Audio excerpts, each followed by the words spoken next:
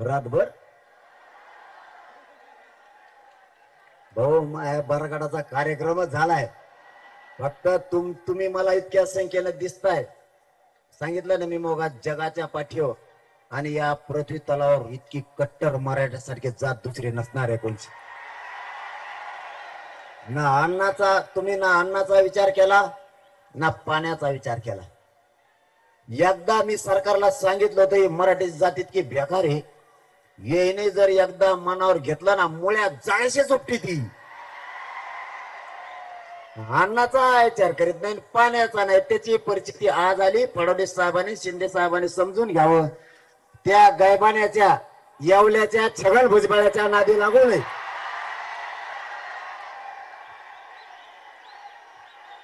त्या गायबाण्याच्या नादी लागून तुमचे सगळे पक्ष बंद पडते ना सत्ता बी पडल. त्याच्यामुळे त्याच्या नादी लागू नका. आपल्या आणखीन 2-4 टप्पे आपल्याला तातडीनं आता उरकायचे. कारण मी आज 13 तारीख आहे. उद्या मी आता उठाच येत नाही मला.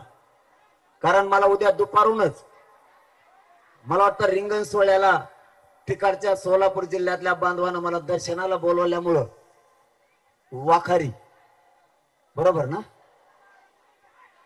वाखरीला रिंगण सोहळ्याला दर्शनाला जायचंय. माऊलींच्या तुकोबारायांच्या जगद्गुरु तुकोबारायांच्या विठुरायांच्या ज्ञानेश्वर माऊलींच्या दर्शनाला जायचंय. त्याच्यामुळं मला उद्या 12 वाजता निघायचं. हे का सांगतोय पुढे आल्यावर तुमच्या लक्षात येईल मला काय सांगायचं होतं.